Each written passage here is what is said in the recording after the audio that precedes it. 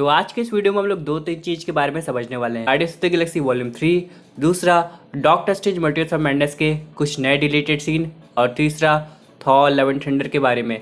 लेकिन इन सब के अलावा मैं इस बात से बहुत खुश हूँ कि कल का जो थॉर का टीम ट्रेलर आया है उसमें भले हम लोग को कुछ नए सीन दिखाए गए हैं, लेकिन इतना भी रिवील नहीं हुआ कि मूवी स्पॉइल हो जाए। यानी कि यहाँ पे दोस्तों कोई नए कैरेक्टर का कीमियो नहीं दिखाया गया। इन सब के अलावा वो ट्रेलर देख के ऐसा भी नहीं लगा कि हम लोग स्टोरी पता कर सकते हैं। यानी ट्रेलर को इतने अच्छे तरीके से बनाया गया जिससे फैंस देख के एंजॉय भी कर सकते हैं और मूवी की हाइप बढ़ भी जाती है। पर यहाँ पे अभी आप लोग जानते हो कि doctor strange multiverse of madness digital release पे आ गई है। उन सब के बाद यहाँ पे कुछ डिलीटेड सीन की बात चल रही है। हालांकि जब मूवी रिलीज हुई थी तब भी बात हो रही थी, लेकिन यहाँ पे जो डिलीटेड सीन है वो काफी अलग है। अब यहाँ पे दोस्तों सीन के अकॉर्डिंग इल्यूमिनेटी टीम में एक और मेंबर थी जिसका नाम है वास्प। अब यहाँ पे दोस्तों वो भी वांडा से बैटल करने की कोशिश करती थी और यहाँ पे छोटी होके वांडा पे अटैक करती थी, लेकिन वांडा यहाँ पे जैसे किसी मक्खी को मारती है ना, वैसे उसे अपने दोनों हाथों से मार के खत्म कर देती है। हाँ दोस्तों, बस इतना ही सा रोल था उसका। लेकिन इन सब के अलावा अगर हम लोग बात करें एक और सीन की, तो यहाँ पे वांडा और मोडो की बैटल भी हो रही थी, जहाँ पे वांडा काफी खराब तरीके से मोडो को खत्म करती है, वो भी अपने करंट अर्थ का। लेकिन दोस्तों अगर ऐसा हो जाता तो उसकी कहानी वहीं पे खत्म हो जाती, लेकिन वो सीन यहाँ पे दिखाया नहीं गया। यानी कि आगे जाके डॉक्टर स्ट्रेंज 3 में हम लोग को मोडो दिखाई दे सकता है। वैसे दोस्तों यहाँ पे डॉक्टर स्ट्रेंज 3 के लिए उनके एक्टर काफी ज्यादा खुश है और यहाँ पे चाहते हैं कि वो डॉक्टर स्ट्रेंज का रोल और आगे तक प्ले करे, क्योंकि उनके हिसाब से ये जो कैरेक्टर है इसके बारे में ऑडियंस को और जानना काफी जरूरी हो जाता है, वो भी मल्टीवर्स का ओपन होने के बाद। इन सब के अलावा चलिए बात कर लेते हैं guardians of the Galaxy volume 3 की। इनका काफी अच्छी तरीके से इन्वॉल्वमेंट दिखाया है कल के ट्रेलर में, लेकिन यहाँ पे इनकी कहानी दो चीजों के पीछे घूम रही है। पहली तो गमोरा, जिसका इनको पता लगाना है, दूसरा यहाँ पे एडम वॉरलॉक जो कि आएगा इनसे बैटल करने, क्योंकि यहाँ पे सोन परी के अकॉर्डिंग यहाँ पे गार्डियंस ही उनकी सबसे बड़ी दुश्मन बन गई है और यहाँ पे वो एडम को इसीलिए क्रिएट करती है ताकि वो आगे जाके गार्डियंस को खत्म कर सके। लेकिन यहाँ पे एडम वॉरलॉक की जो मोटिव है उसे समझने के लिए गार्डियंस को थोड़ा टाइम लगेगा, क्योंकि यहाँ पे दोस्तों एडम वॉरलॉक को देखा जाए तो उसको हम लोग विजन से कंपेयर कर सकते हैं। यानी कि बस वो एक बच्चा है 1 या 2 दिन का, उसे चीज़ें समझने में टाइम लगेगा, हाँ, लेकिन उसे जिस तरीके से प्रोग्राम कर दिया जाएगा वो उसी को फॉलो करेगा। और यहाँ पे सोन परी उसके दिमाग में पता नहीं क्या करेगी जिसकी वजह से वो गार्डियंस का दुश्मन बन जाएगा। हालांकि अगर हम लोग कॉमिक बुक की बात करें तो अब जो सोल स्टोन है यानी कि एक इन्फिनिटी स्टोन, उसका ओनर एडम वॉरलॉक होता है और सोल वर्ल्ड पे भी राज करता है। लेकिन यहाँ पे करेंटली मार्वल सिनेमैटिक यूनिवर्स में सोल स्टोन तो चला गया है, तो पता नहीं यहाँ पे एडम वॉरलॉक की ताकत कहाँ से आएगी। लेकिन इन सब के अलावा यहाँ पे एक और कैरेक्टर हम लोग को दिखाई दे रही है जिसकी बातें पहले चल रही थी कि वो आ भी सकती है और नहीं भी, लेकिन अब तो कंफर्म हो गया है। वो और कोई नहीं बल्कि है ड्रैक्स की डॉटर।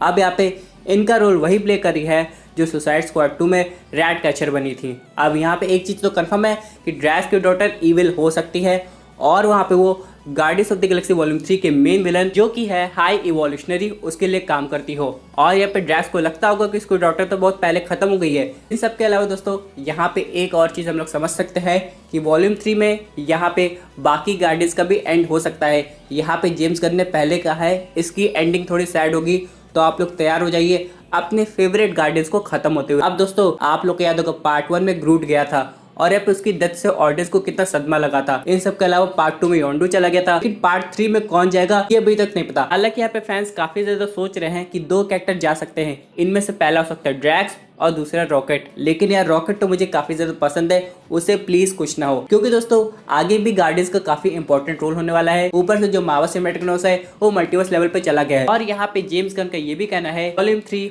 उनकी एक आखिरी मार्वल मूवी है। लेकिन दोस्तों ऐसा मुझे नहीं लगता है, क्योंकि अभी हाल ही में जो बात चली है ना थंडरबोल्ट्स के प्रोजेक्ट की, तो मेरे हिसाब से यहाँ पे जेम्स गन ही आएंगे उसे डायरेक्ट करने, क्योंकि जो टीम हुई है वो काफी अच्छे तरीके से डायरेक्ट करते हैं और खासकर एंटी हीरो की। और यहाँ पे आप लोग को ये भी पता होगा कि guardians of the Galaxy volume 3 में 2 लोग की बैक स्टोरी काफी अच्छे तरीके से दिखाई जा सकती है। पहले तो रॉकेट रकून की और दूसरी बेबी ग्रूट की। लेकिन मुझे लग रहा है इन दोनों के बीच में रॉकेट पे काफी ज्यादा ध्यान दिया जा सकता है, क्योंकि दोस्तों ग्रूट की बात करें तो उसकी ऑलरेडी एक मिनी शो आ रहा है। इन सब के अलावा दोस्तों अगर हम लोग बात करें आगे की जर्नी की, तो मेरे हिसाब से यहाँ पे थॉर का इन्वॉल्वमेंट होना चाहिए गार्डियंस के साथ। अब यहाँ पे थॉर लव एंड थंडर की एंडिंग बताएगी कि थॉर क्या आगे जाके उनके साथ जर्नी करता है कि नहीं, क्योंकि जो वॉल्यूम 3 के इवेंट्स होंगे वो इस मूवी के बाद ही होंगे। लेकिन इन सब के अलावा दोस्तों अगर हम लोग बात करें कल के ट्रेलर की, तो यहाँ पे हम लोग को काफी कुछ रिवील हुआ है। अब यहाँ पे पहली बात तो ये, अगर आप लोग यहाँ पे गॉड द गॉड बिचर को देखेंगे तो ये एग्जैक्टली उसी लोकेशन पे है। यहाँ पे पहले हम लोग को जेन फॉस्टर दिखाई दी थी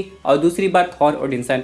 यानी दोस्तों वो भी जानता है यहाँ पे हाई लेवल के भी गॉड्स है, जैसे कि watcher, ion, death, eternity, infinity. और यहाँ पे अब उसका मोटिव है इन सब हाई लेवल के गॉड्स का एंड करना। लेकिन यहाँ पे ट्रेलर में आप लोग को एक और इम्पोर्टेंट चीज दिखाई दी होगी, जो कि है ओलंपस में आगे हम लोग को 2 सेलेस्टियल दिखाई दे रहे हैं। लेकिन दोस्तों इन सब के अलावा यहाँ पे सबसे इम्पोर्टेंट चीज है सेलेस्टियल का आना। एक चीज तो और कंफर्म करता है कि यहाँ पे थॉर आगे जाके इटर्नस के बारे में भी जानेगा, या वो पहले से जानता था, लेकिन यहाँ पे उसे लगता था कि अर्थ पे हो सकता है इटर्नस ना हो, क्योंकि इटर्नस ने क्या कहा था, उनके जैसे लोग काफी प्लेनेट पे हैं।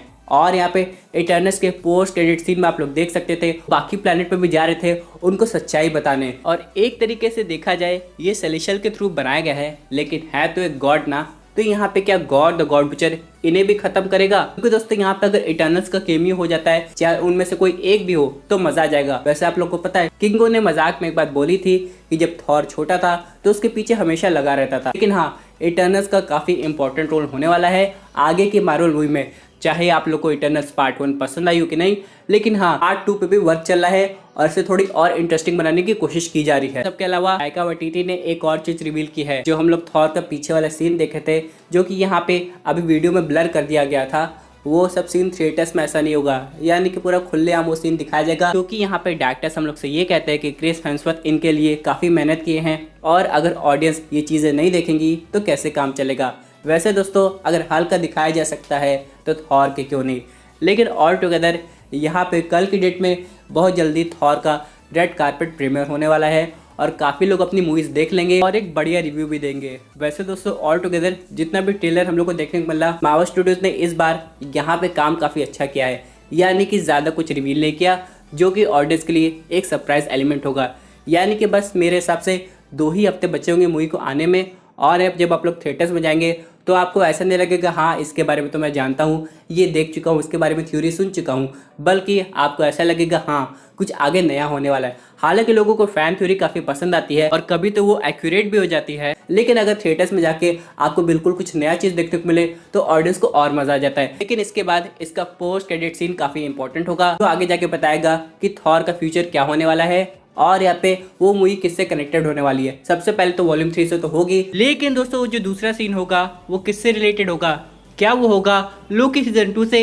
यानी हम लोग को दिखा दीजिएगा कि लोकी असल में टीवी में क्या कर रहा है, या फिर यहाँ पे हम लोग को सीधे मिलेगी कैंग की एक झलक, जो कि आ रहा है एंटमैन 3 में। क्योंकि दोस्तों ये मार्वल सिनेमैटिक यूनिवर्स है, यहाँ पे कोई भी मूवी किसी मूवी से कनेक्ट हो सकती है, और वैसे भी अभी तो इम्पोर्टेंट विलन में कैंग ही चल रहा है। दोस्तों ये थी अमेजिंग अपडेट जो कि रिलेटेड थी Thor love and thunder volume 3 और यहाँ पे मल्टीवर्स ऑफ मैडनेस से। आई होप आपको ये वीडियो पसंद आई होगी। बस आपकी क्या व्यूज इस पर्टिकुलर टॉपिक पे अपने व्यूज जरूर कमेंट कीजिए। और दोस्तों अगर आप ऐसे सुपर हीरो कंटेंट एंजॉय करना चाहते हैं तो हमारे चैनल को सब्सक्राइब करके हमारे सुपर हीरो फैमिली का हिस्सा बन जाएगा।